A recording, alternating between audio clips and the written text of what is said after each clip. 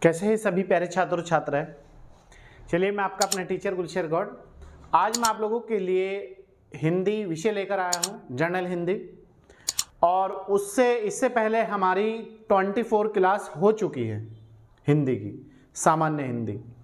आप कोई भी एग्ज़ाम दीजिए जिसमें 30, 25, 20 नंबर की हिंदी आती है, चाहे आप सीटेट का एग्ज़ाम दीजिए, टेट का एग्ज़ाम दे दिए, केंद्रीय विद्यालय का दे दीजिए, दिल्ली विद्यालय का दे दीजिएगा, ग्रुप सी का दे दीजिएगा जिसमें हिंदी आती है। कुल मिला के बात यह है जिसमें भी एग्ज़ाम में हिंदी आती है।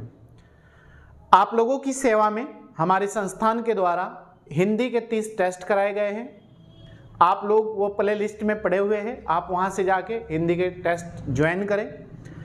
और कंटिन्यूटी के साथ आप लोगों के लिए हिंदी की क्लास चलाई जा रही है। इससे पहले 24 क्लास हो चुकी है, वो प्ले लिस्ट में पड़ी हुई है। आप प्ले लिस्ट से इससे पहले जितने भी टॉपिक है वो कवर कर लें, बाकी उनका फिर रिवाइज कराया जाएगा। आप बिल्कुल भी चिंता ना करें, जैसे ही हिंदी हमारी कंप्लीट हो जाएगी उनका हम रिवाइज करा देंगे आप लोगों को फिर दोबारा से। तो आज का जो हमारा टॉपिक है हिंदी में वो है अलंकार। अलंकार को हम 3 पार्ट में करके पढ़ेंगे कम से कम। आज का पार्ट हमारा 1 है। इसके आज हम ये जानेंगे अलंकार क्या है, अलंकार के कितने प्रकार होते हैं, कौन से अलंकार से क्या होता है, ये सब बेसिक नॉलेज जानेंगे आज, जो एग्जाम में यहाँ से आज की क्लास से भी एक क्वेश्चन जरूर बनेगा एग्जाम में। तो आप इसे अच्छी तरीके से समझें। और कोई भी अगर आपकी प्रॉब्लम है, कोई भी आपकी समस्या है, तो आप हमें कॉल भी कर सकते हैं और आप हमें कमेंट बॉक्स में कमेंट करके भी बता सकते हैं कि सर ये पॉइंट हमारी समझ में नहीं आया, दोबारा समझा दीजिएगा। तो चलिए, आज क्या हमारा सेशन है उसे आगे बढ़ाते हुए अपनी क्लास को, नॉन स्टॉप क्लास है। आपकी कोई भी दिन छुट्टी नहीं है क्लास की, Sunday to Sunday, Monday to Monday. और करंट अफेयर, टेस्ट और जनरल स्टडी, हिंदी, उत्तराखंड जो बच्चे स्टेट लेवल की तैयारी कर रहे हैं उत्तराखंड की, उनके लिए उत्तराखंड चलाया जा रहा है। उत्तराखंड की टेस्ट सीरीज चलाई गई है उन लोगों के लिए। जो बच्चे सीटेट की तैयारी कर रहे हैं उनके लिए बाल विकास के 30 टेस्ट डाल दिए गए हैं ताकि आप लोगों को कोई भी तैयारी में दिक्कत ना आए। तो इसी तरीके से हम डे बाय डे कंटिन्यूटी के साथ आप लोगों के लिए क्लास लेकर आते हैं। तो आप लोग अगर हमारे यूट्यूब चैनल पर नए हैं तो सब्सक्राइब कर लीजिएगा, लाइक और शेयर ज़्यादा से ज़्यादा कीजिएगा और एक प्यारा सा कमेंट आप जरूर करें। चलिए आइए देखते हैं। विषय हमारा सामान्य हिंदी, सामान्य हिंदी। टॉपिक है हमारा अलंकार। क्या नाम है टॉपिक का? अलंकार। अलंकार का अर्थ देखते हैं क्या है अलंकार का अर्थ। इसका अर्थ यह है कि जब वह प्रयोग कर दिए जाए, मतलब किसी भी पंक्ति में, किसी भी लाइन में, किसी भी पैराग्राफ में, किसी भी सेंटेंस में जब अलंकार का प्रयोग हो जाता है तो यह माना जाता है कि वो वाक्य अपने आप में पूर्ण है और इसके आगे ना तो कहने को कुछ बचता है और ना कुछ लिखने को बचता है, तो उसे ही अलंकार कहा जाता है। जैसे प्रयोग कर दिया जाए तब फिर कुछ भी कहना या उसमें जोड़ना शेष ना रहे। क्लियर है? मतलब अलंकार का प्रयोग होने से ये माना जाता है कि आगे अब ना तो कुछ कहने को रहा, ना कुछ जोड़ने को रहा, ना कुछ शामिल इसमें करने को रहा, ये अपने आप में कंप्लीट है, तो उसे ये अलंकार कहते हैं। क्लियर है? नेक्स्ट, किसी भी काव्य के शोभा कारक, शोभा मतलब उसकी विशेषता, उसका धर्म गुण, उसकी क्वालिटी, शोभा कारक धर्म गुण को अलंकार कहते हैं। क्लियर है? किसी भी काव्य के शोभा कारक धर्म मतलब गुण को, क्वालिटी को अलंकार कहा जाता है। अलंकार काव्य में सौंदर्य को बढ़ाने वाला होता है, मतलब किसी भी काव्य की जो विशेषता बढ़ाता है, जो उसकी खूबसूरती बढ़ाता है, जो उसकी सौंदर्यता बढ़ाता है, वो अलंकार ही बढ़ाता है। तो किसी भी वाक्य में सौंदर्य को बढ़ाने वाला क्या होता है? अलंकार होता है। और अलंकार का शाब्दिक अर्थ आभूषण होता है। शाब्दिक अर्थ याद रखना, आभूषण होता है। आभूषण, यहाँ आभूषण से जो मतलब है वो ये है कि जिस प्रकार एक महिला, एक स्त्री सोने के आभूषणों से अपने शरीर को सजा देती है, इसी तरीके से किसी भी पंक्ति में अलंकार का प्रयोग होने से वो उस पंक्ति को सजा देता है, उसकी शोभा बढ़ा देता है, उसकी क्वालिटी बढ़ा देता है, उसकी विशेषता बढ़ा देता है, तो उसे कहते हैं अलंकार। अलंकार का शाब्दिक अर्थ आभूषण होता है, क्योंकि जिस प्रकार सोने के आभूषणों से एक महिला के शरीर की शोभा बढ़ती है, उसी प्रकार काव्य अलंकारों से किसी भी पंक्ति की शोभा बढ़ती है। क्लियर है? एक बार फिर देख लीजिएगा, अलंकार काव्य में सौंदर्य को बढ़ाने वाला होता है। क्वेश्चन काव्य में सौंदर्य को बढ़ाने वाला अलंकार होता है। इसका शाब्दिक अर्थ आभूषण होता है। जैसे सोने के आभूषणों से एक महिला के शरीर की शोभा बढ़ती है, उसी प्रकार काव्य अलंकारों से किसी भी पंक्ति की शोभा बढ़ती है। अलंकार संप्रदाय के संस्कृत के प्रतिष्ठापक आचार्य दंडी जी है। तो याद रखना, संस्कृत के प्रतिष्ठापक अलंकार संप्रदाय का किसे माना जाता है? आचार्य दंडी जी को माना जाता है।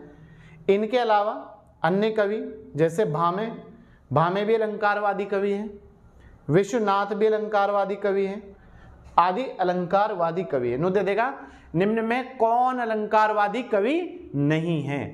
तो याद रखना, आचार्य दंडी, भामे और विश्वनाथ, ये भी अलंकारवादी कवि है। हिंदी के कवि केशवदास किस प्रकार के कवि थे? क्वेश्चन दे देगा, केशवदास जो थे कैसे कवि थे? रसवादी कवि थे, अलंकारवादी कवि थे? तो इस तरह याद क्वेश्चन आता है एग्जाम में। तो केशवदास जी जो थे वो अलंकारवादी कवि थे, अलंकारवादी कवि हैं। इन्हें कठिन काव्य के प्रेत या रचनाकार माना जाता है। तो इन्हें कठिन काव्य के प्रणेता मतलब रचनाकार, लिखने वाला या उससे आगे बढ़ाने वाला माना जाता है। किसे? केशवदास को। कठिन काव्य के प्रेत या रचनाकार किसे माना जाता है? केशवदास को। केशवदास कैसे कवि थे? अलंकारवादी कवि थे। नेक्स्ट पॉइंट, अलंकारों के प्रयोग से जो अर्थ में वृद्धि होती है, मतलब अर्थ भी एक चीज के अनेक अर्थ निकलते हैं। क्लियर है? अर्थ में वृद्धि होती है और वाक्यों में चमत्कार उत्पन्न होता है और बिल्कुल एक नई ऊर्जा का संचार होता है। इसीलिए शब्दों को सार्थक मतलब एक साथ रूप में प्रयोग करके अलंकार उसकी शोभा बढ़ाते हैं। एक बार फिर देख लीजिएगा, किसी भी पंक्ति में, किसी भी वाक्य में, किसी भी सेंटेंस में, किसी भी लाइन में, बिल्कुल देसी भाषा में समझा रहा हूं, प्रयोग से, किसके? अलंकार के प्रयोग से, जो उसके अर्थ में वृद्धि होती है और वाक्यों में चमत्कार उत्पन्न होता है और बिल्कुल एक नई ऊर्जा का संचार होता है। अर्थ में वृद्धि होगी, नई नई विशेषता देखने को मिल गई, नई नया संचार हो गया।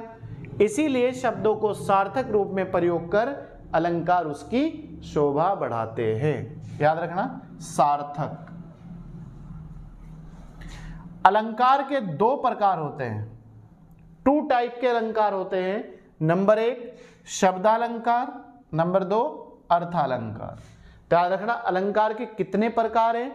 फिर सब इनके भाग है आगे, शब्दालंकार और अर्थालंकार। शब्दालंकार में देखो, जिसमें केवल शब्दों का सौंदर्य हो। तो याद रखना, जिसमें केवल शब्दों का सौंदर्य हो कौन सा अलंकार होता है? वो शब्दालंकार होता है। जिसमें केवल शब्दों का सौंदर्य हो कौन सा अलंकार है? शब्दालंकार। शब्दालंकार के 5 प्रकार होते हैं, 5 टाइप। नंबर 1 अनुप्रास अलंकार, यमक अलंकार, श्लेष अलंकार, वक्रोक्ति अलंकार, विप्सा या पुनरुक्ति अलंकार। विप्सा या पुनरुक्ति अलंकार। क्वेश्चन यही दे देगा, अनुप्रास, यमक, श्लेष और वक्रोक्ति जो अलंकार है वो किस अलंकार का भाग है? तो शब्दालंकार का भाग है। क्लियर है? या निम्न में कौन सा शब्दालंकार नहीं है? वो अर्थालंकार से उठा लेगा पॉइंट। तो दूसरा है हमारा अर्थालंकार। अर्थालंकार का मतलब ये होता है ये वहां होता है जहां प्रयुक्त या प्रयोग किए गए, प्रयुक्त मतलब किसी चीज का प्रयोग होना या प्रयोग किया जाना, शब्दों के अर्थ के कारण चमत्कार आ जाता है। इनकी संख्या बहुत अधिक है, जैसे साम्य, विरोध, श्रृंखला, न्याय, वस्तुभेद। ये 5 भागों में बांटा गया है। क्लियर है? देखो, शब्दालंकार क्या है? शब्दों का सौंदर्य हो जिसमें, याद रखना, शब्दालंकार उसे कहते हैं जिसमें शब्दों का सौंदर्य हो। शब्दालंकार के कितने भाग है? 5। कौन कौन से? अनुप्रास, यमक, श्लेष, वक्रोक्ति और विवक्षा पुनरुक्ति। ये शब्दालंकार के भेद है। इसके बाद अर्थालंकार। अर्थालंकार का मतलब है चमत्कार आ जाता है। इसके प्रयोग से जो पंक्ति है या कोई भी चीज है उसमें एक नई विशेषता आ जाती है, नया प्रयोग होता है, नए नए अर्थ निकल के आते हैं। अर्थालंकार कितने प्रकार का होता है? 5 भागों में बांटा गया। ये भी 5 है और वो भी। कौन कौन से? साम्य, विरोध, श्रृंखला, न्याय और वस्तु भेद। क्लियर है यहां तक के? इसके बाद नेक्स्ट पॉइंट है हमारा अनुप्रास अलंकार। देखिए इसमें क्या है अनुप्रास अलंकार। पहला जो अलंकार है हमारा वो अनुप्रास अलंकार है। ठीक है, आज का जो पार्ट है हमारा पार्ट 1, इसमें हम अनुप्रास अलंकार और उसके जो 5 भाग है वो कंप्लीट करेंगे, बाकी और कुछ नहीं। ठीक है,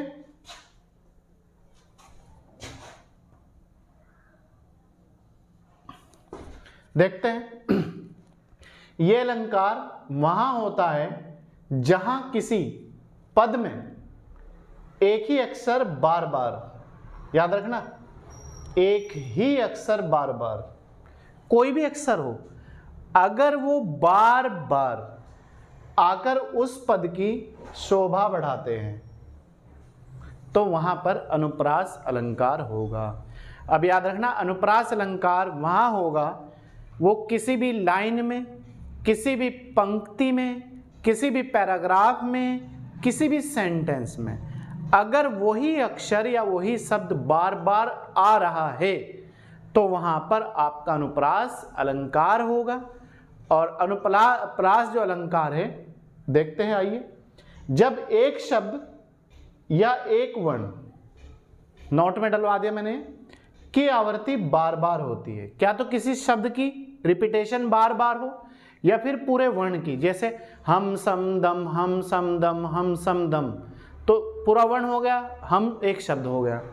आवृत्ति बार बार होती है तो उसे अनुप्रास अलंकार कहा जाता है, या वहां पर अनुप्रास अलंकार होता है।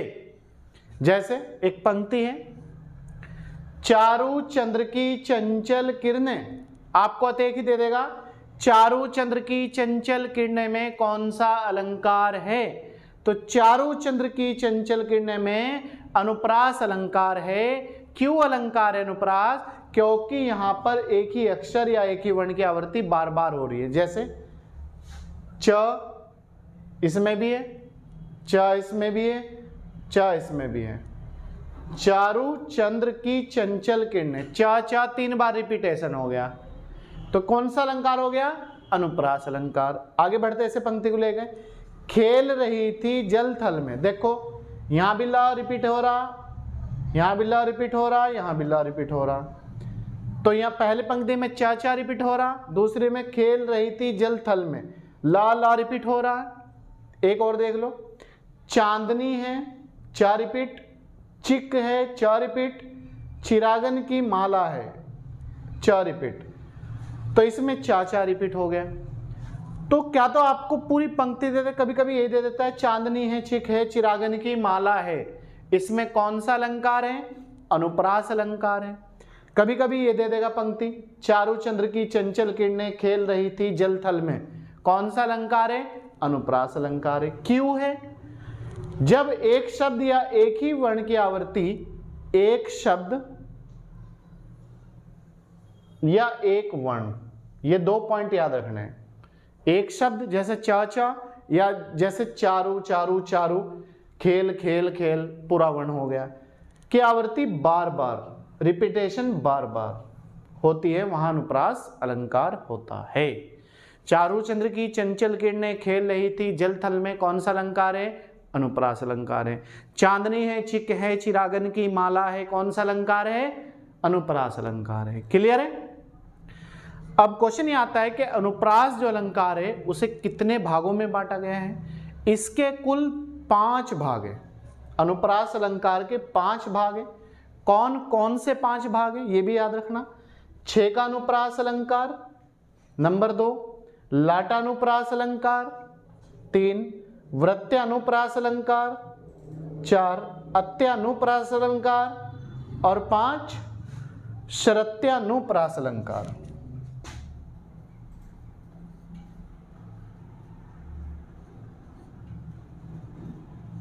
शरत्यानुप्रास। क्लियर है? तो अनुप्रास जो अलंकार है उसके 5 भाग है। नंबर 1 छेकानुप्रास, नंबर 2 लाटानुप्रास, 3 वृत्त्यानुप्रास, 4 शरत्यानुप्रास और 5 अत्यानुप्रास। ठीक है, यही दे देगा। लाटानुप्रास, वृत्त्यानुप्रास, छेकानुप्रास किस अलंकार के भाग है? अनुप्रास अलंकार के भाग है। क्लियर है? अब इनकी पहचान देखते हैं।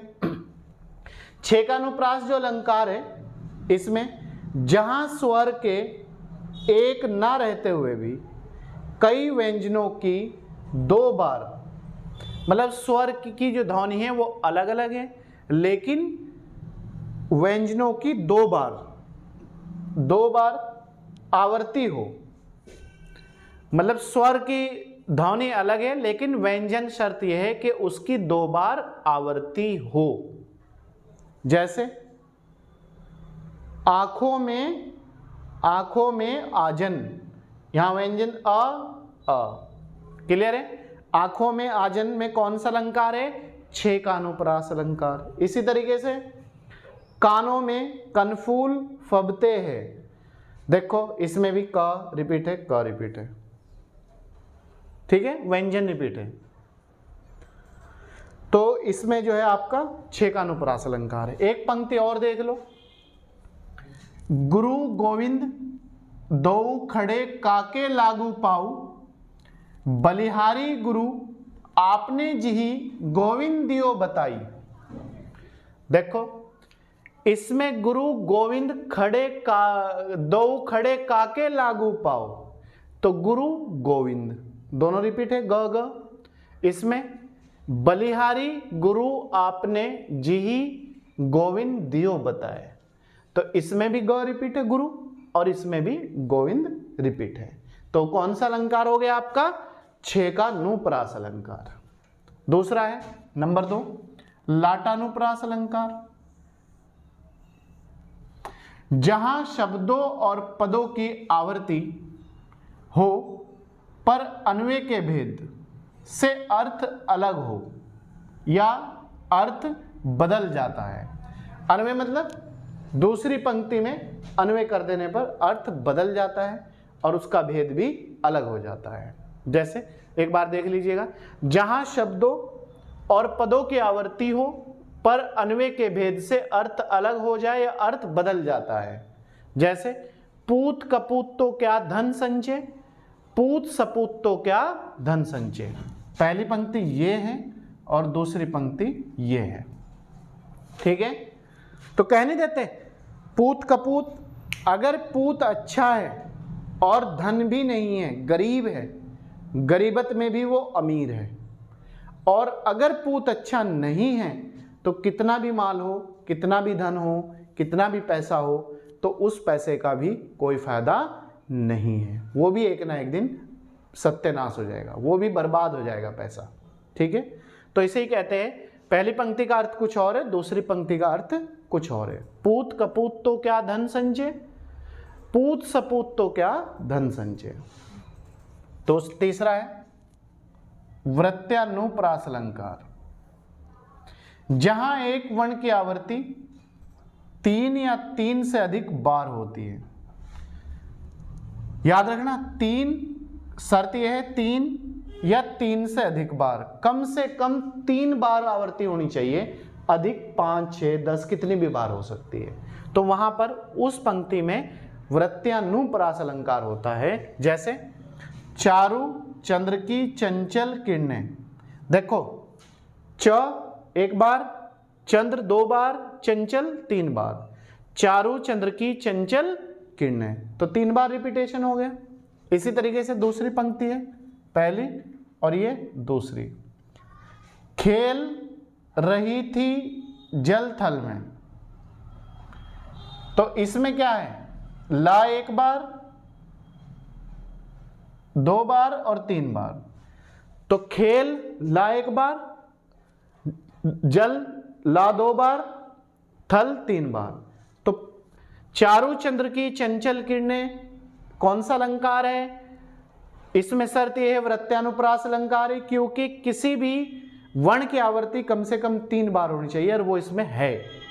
इसी तरीके से पूरी अगर पंक्ति दे दे, चारु चंद्र की चंचल किरणें खेल रही थी जल थल में, तब भी आंसर आपका वृत्त्यानुप्रास अलंकार ही होगा। इसी तरीके से 3 से अधिक बार भी देख लो, तरनी तनुजा तट तमाल तरोवर बहुछाया, देखो त 1, त 2, त 3, त 4, त 5, तो इसमें मैंने आपको 5 बार रिपीटेशन कराया है त का। तो कौन सी पंक्ति है ये भी? ये 3 से अधिक बार है, तो ये भी आपका वृत्त्यानुप्रास अलंकार ही होगा। क्लियर है? वृत्त्यानुप्रास अलंकार की पहचान ये है, क्या तो एक वर्ण कम से कम 3 बार हो या 3 से ज्यादा बार हो, कितनी भी बार हो तो वहां पर उस पंक्ति में वृत्त्यानुप्रास अलंकार ही होगा।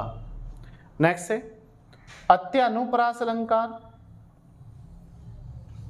इसमें देखते हैं, जहां पंक्ति में एक वर्ण की आवर्ती अंतिम वस्तु बार बार